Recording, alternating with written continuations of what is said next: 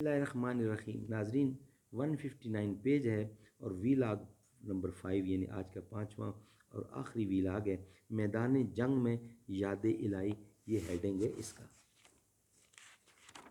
اردو زبان میں سرور عالم صلی اللہ علیہ وسلم کی سیرت پر جامع ترین کتاب سیرت النبی صلی اللہ علیہ وآلہ وسلم۔ رائٹر ہیں اس کتاب کے علامہ شبلی نعمانی رحمۃ اللہ، علامہ سید سلیمان ندوی رحمۃ اللہ۔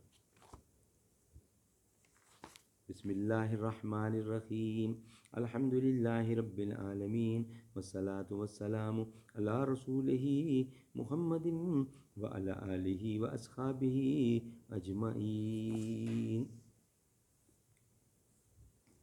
یوں تو تم سید بھی ہو، مرزا بھی ہو، افغان بھی ہو، تم سبھی کچھ ہو، بتاؤ تو مسلمان بھی ہو۔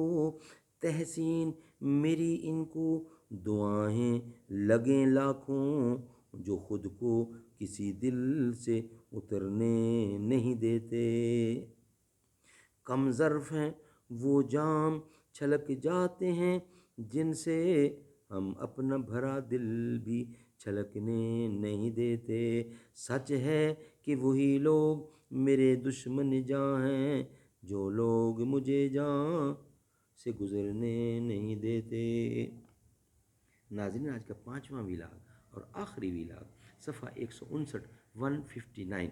میدان جنگ میں یاد الہی، عین اس وقت جب دونوں طرف سے فوجیں برسر پیکار ہوتیں، تیر و سنان اور تیغ و خنجر کی چمک سے آنکھیں خیرہ ہو رہی ہوتیں اور ہر طرف سے شور دار و گیر برپا ہوتا، آپ نہایت خضوع و خشوع اور اطمینان قلب کے ساتھ دعا و زاری اور ذکر الہی میں مصروف ہوتے۔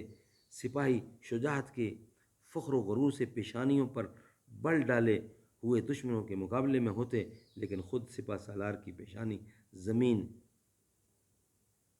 نیاز پر ہوتی۔ بدر، احد، خندق، خیبر، تبوک، تمام بڑے بڑے معرکوں میں آپ کی یہی کیفیت تھی۔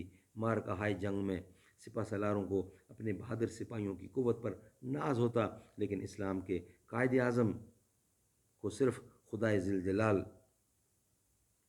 کی قوت پر ناز تھا۔ عالم اسلام کے لحاظ سے وہ آپ نے اصولی جنگ کے مطابق ہر میدان میں اپنی فوجیں مرتب کیں، لیکن اصلی اعتماد اور بھروسہ اسباب کائنات سے ماروا قادر مطلق کی ذات پر تھا۔ بدر میں 2 صحابی حاضر ہوتے ہیں اور عرض کرتے ہیں کہ یا رسول اللہ، ہم کو کافروں نے اس شرط پر رہا کیا ہے کہ ہم جنگ میں شرکت نہ کریں۔ ارشاد ہوتا ہے کہ ہم کو صرف خدا کی مدد درکار ہے۔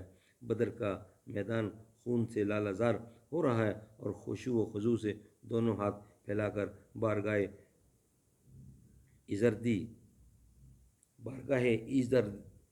میں عرض کر رہے ہیں، خدایا اپنا وعدہ نصرت پورا کر۔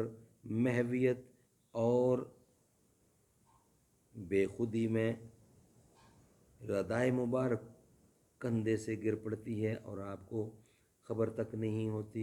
کبھی سجدے میں گر پڑے ہیں اور عرض کرتے ہیں کہ خدایا اگر آج یہ چند نفوس مٹ گئے تو پھر قیامت تک تو نہ پوجا جائے گا۔ اسی اثناء میں حضرت علی 3 دفعہ میدان جنگ سے حاضر خدمت ہوتے ہیں اور ہر دفعہ یہ دیکھتے ہیں کہ یہ مقدس پیشانی خاک پر ہے۔ غزوہ احد کے خاتمہ پر ابو سفیان مسرت سے حبل کی جے پکارتا ہے، لیکن آپ اس دل شکستگی کے عالم میں بھی حضرت عمر کو حکم دیتے ہیں کہ تم بھی کہو، اللہ مولانا مولا لکم اللہ حلل وجل، خدا ہمارا آقا ہے، تمہارا کوئی آقا نہیں، خدا بڑا اور بلند ہے۔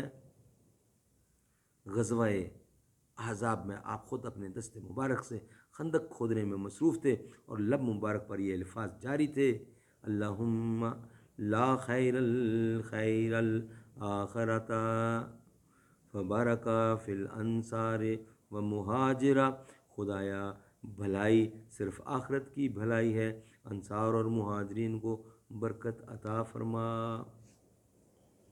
دشمن اس شدت سے حملہ کر رہے تھے کہ کسی مسلمان کا اپنی جگہ سے ہٹنا ممکن نہ تھا، اور یہ محاصرہ 20 یا 22 دن تک قائم رہا، لیکن اس مدت میں صرف ایک یا زیادہ سے زیادہ 4 وقت کی نمازیں قضا ہوئیں۔ ایک دن عصر کے وقت دشمنوں نے اس زور کا حملہ کیا کہ ایک لمحہ کے لیے بھی مہلت نہ مل سکی۔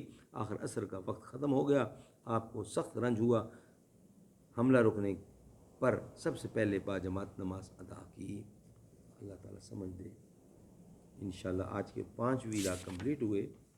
انشاءاللہ نیکسٹ کل نئے ویلاگ کے ساتھ آپ سے ملاقات ہوگی۔ اللہ تعالیٰ سمجھ بوجھ کی توفیق دے، آمین ثم آمین، بجا خاتم النبیین صلی اللہ علیہ وآلہ وسلم۔